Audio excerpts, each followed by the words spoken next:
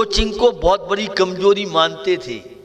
अभी भी ट्यूशन कौन लगाता है जो बुढ़ा बुढ़िया हो गया है। आप पहले ट्यूशन बोलते थे, आजकल कोचिंग एक फैशन हो गया है, स्टैंडर्ड।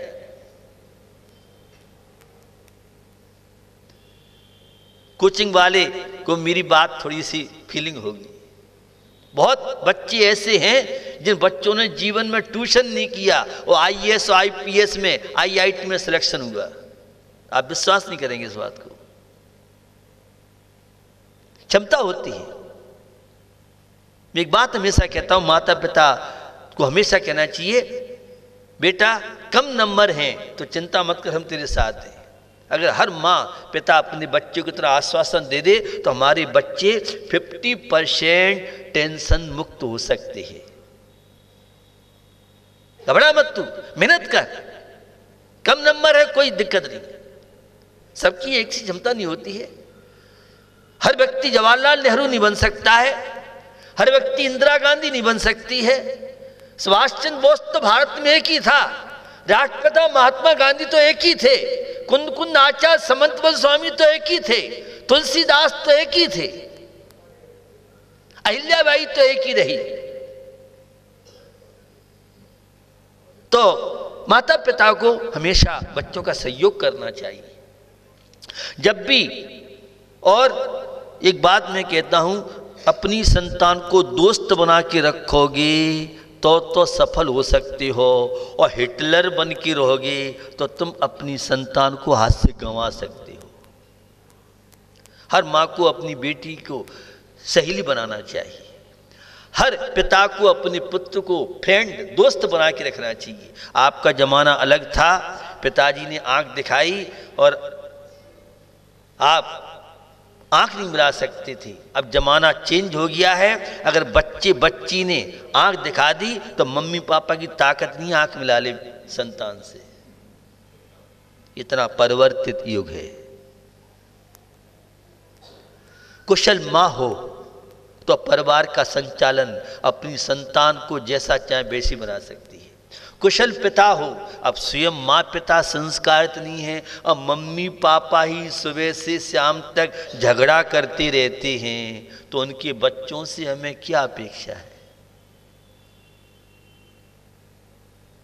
मम्मी लगी है मोबाइल में, पापा लगे हैं मोबाइल में, व्हाट्सएप फेसबुक कोई मतलब ही नहीं है। और संतान से कहें बेटा मोबाइल के लिए मना किया है ना, मोबाइल मत चलाओ, टीवी मत देखो। अब तुम तो मोबाइल में लगे रहो और बच्चों से को मोबाइल मत चलाओ। पहले तो स्वयं मोबाइल चलाना बंद करो बच्चों के सामने, तब बच्चों से बात करना। कई माता पिता आते हैं और मैं बच्चों से, युवा युवती से, स्टूडेंट से सहज में बात करता हूं तो बच्चे कहते हैं पापा का बंद कराओ पहले महाराज, पापा टीवी देखते हो, भोजन करते हो, आप हमसे कह रहे हो पहले मम्मी पापा के तो बंद कराओ तब हम बंद करेंगे। अब मम्मी रील देखती है, पापा देखते हैं मेरी तरह। क्यों भैया, मैं पूछता हूं क्यों मंदिर जाते हो क्या? अब मम्मी मंदिर नहीं जाती, हम कैसे मंदिर जाएं? मंदिर में रखा क्या है? अरे जो मंदिर में मिलेगा वर्ल्ड में कहीं नहीं मिलेगा। ये मंदिर शक्ति के, विल पावर के बहुत बड़े केंद्र हैं। ये मेमोरी बढ़ाने के सॉफ्टवेयर हैं धार्मिक स्थल। इन्हें कोई बच्चों का खेल तमाशा न समझे। तो समय काफी होता जा रहा है, हम लोग को टाइम दूसरा भी है। वैसे तो ये जिज्ञासा का रखते हैं, और साल तो हम लोग दिन से रखते थे, लेकिन हम लोगों को मालूम पड़ा कल काफ़ी संख्या में, आज भी सुबह काफ़ी संख्या में लोग आए हैं, तो सोचा बच्चों को अभिभावकों के साथ चर्चा कर सकें। तो समय नहीं है, फिर भी अभी जो मैंने चर्चा की है, इस चर्चा को लेके कोई जिज्ञासा स्टूडेंट की पहले हम लोग चाहेंगे, और स्टूडेंट नहीं हो तो फिर माता पिता की हैं दिन में। तो निश्चित मैं कोई धर्म की बात आपके बीच में इतनी नहीं करूँगा, क्योंकि मैं doctors, professor, CA, engineers, IAS, IPS, IFS, IRL लोगों के बीच में बैठता हूँ। मुझे बड़ी सी बड़ी जेलों में जाने का मौका मिला है।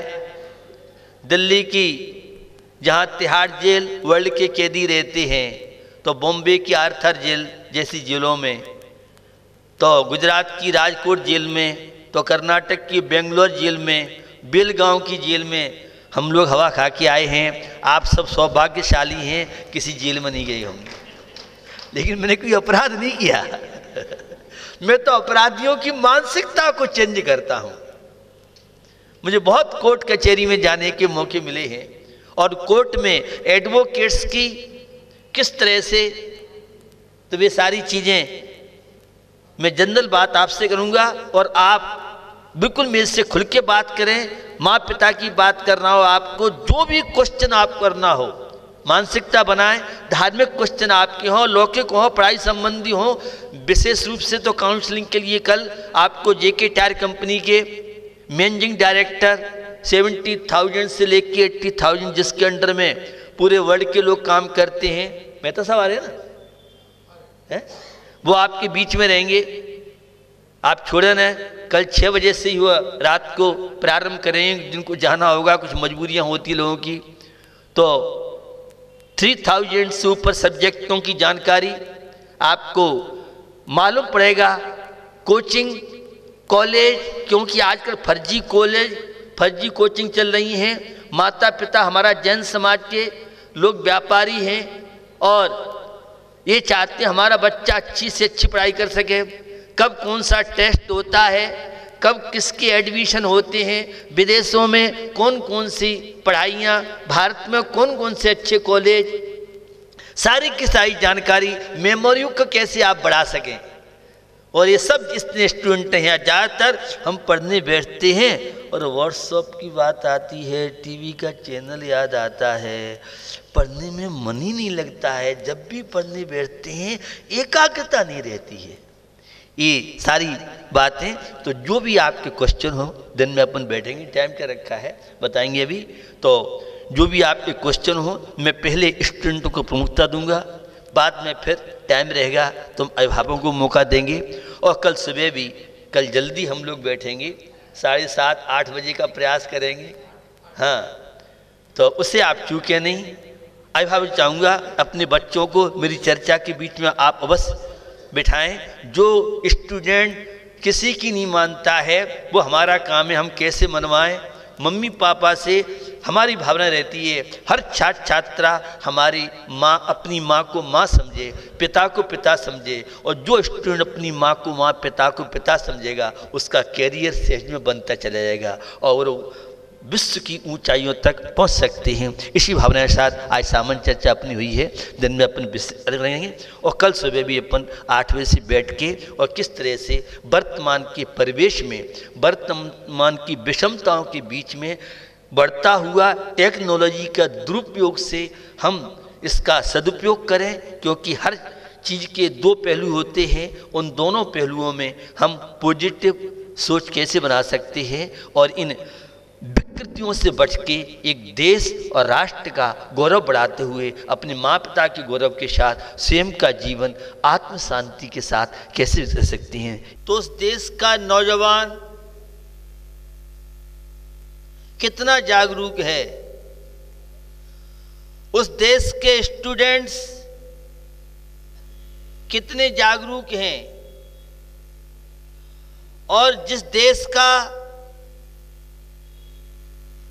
छात्र छात्राएं, युवा युवती जागरूक रहेंगे, उस देश का भविष्य उतना ही उज्जवल होगा। देश का भविष्य आज के युवा युवती के कंधों पर निर्भर है। जिस देश के नौजवान चरित्रनिष्ठ, कर्तव्यनिष्ठ, ईश्वर भक्ति के प्रति जागरूक, नैतिक मूल्यों के प्रति जागरूक,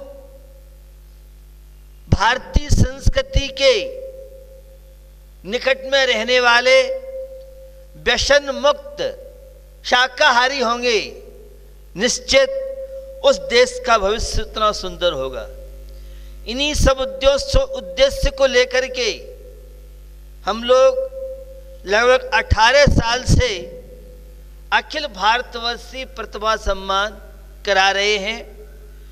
प्रारंभ में हमने एक ब्लॉक से प्रारंभ किया। इसी उत्तर प्रदेश के जिला मुजफ्फरनगर शाहपुर ब्लॉक से यह कार्यक्रम हम लोगों ने प्रारंभ किया और वह ब्लॉक से बढ़ता हुआ जिले स्तर से राजस्थान के यहाँ युवा परिषद के अध्यक्ष उदय भांजी आए हुए हैं।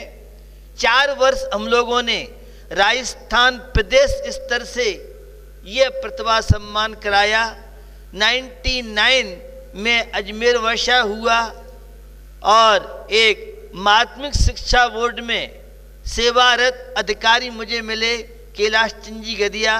मैंने उनसे कहा हम लोग प्रदेश स्तर से तो बहुत कराते हैं, हम लोगों की भावना है पूरे भारत के जितने माध्यमिक शिक्षा बोर्ड, पूरे भारत के जितने केंद्रीय बोर्ड हैं, इन सब बोर्ड में आने वाले जितने भी 90% उनसे ऊपर वाले छात्र छात्राओं का प्रतिभा सम्मान हो सके। ये चर्चा जब आगे बढ़ाई तो उन्होंने अपनी सहमति नहीं दी। ये कार्य तो बहुत कठिन है, पूरे देश का कैसे संभव है। उस समय लगभग 41 माध्यमिक शिक्षा बोर्ड थे, 6 प्राइवेट बोर्ड थे, 2 केंद्रीय बोर्ड थे लगभग। फिर भी उनसे जब कहा गया उन्होंने प्रयास किया और पहला सूरनगर जिला गाजियाबाद से प्रारंभ हुआ। इस प्रतिभा सम्मान का उद्देश्य है आज बढ़ती हुई विलासिता, बढ़ता हुआ भौतिकवाद का आकर्षण हमारे छात्र छात्राओं को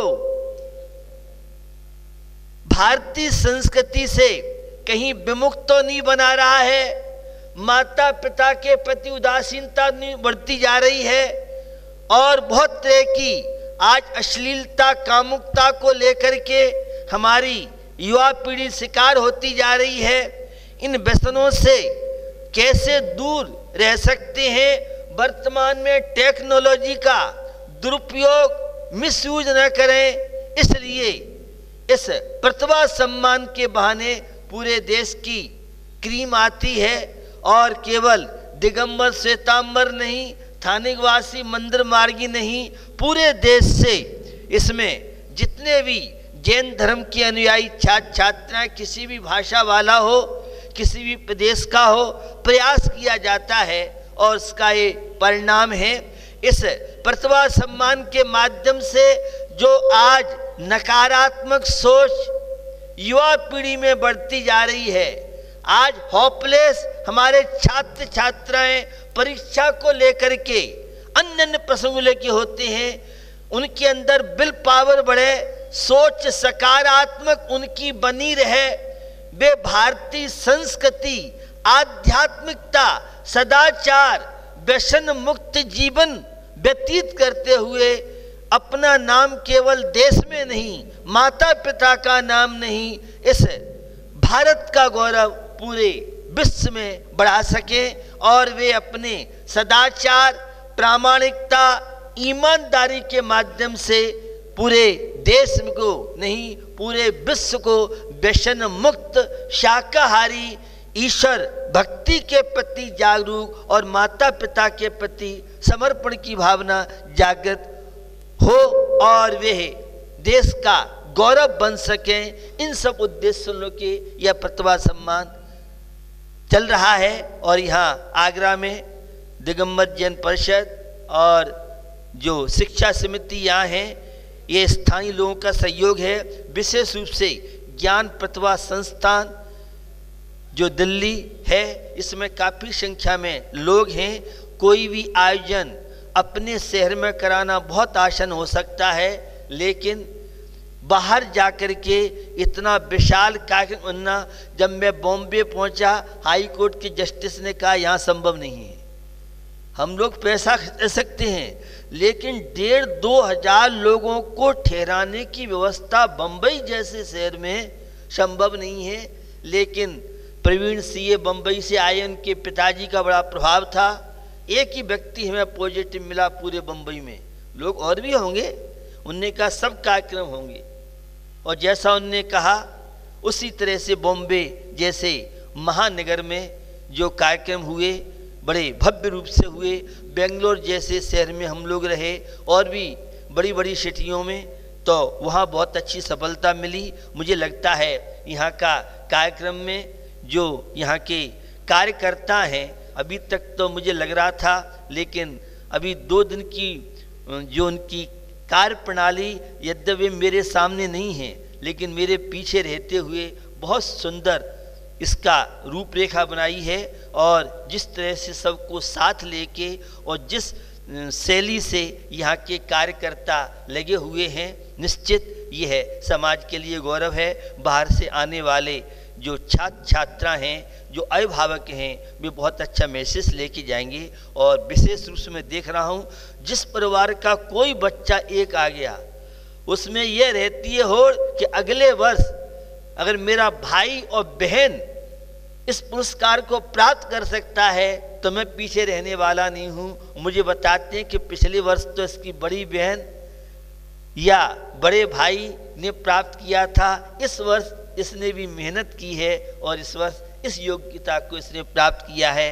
इस प्रतिभा सम्मान के माध्यम से पूरे देश में नहीं, पूरे विश्व में नैतिकता, मानवीय मूल्यों के प्रति, माता पिता के प्रति जागरूकता, आज जो नेगेटिव सोच बनती जा रही है, आज जो अश्लीलता, कामुकता के साथ साथ बहुत तरह की बुराइयां युवा पीढ़ी में आ रही है, जो इस आयोजन में आता है, देखता है।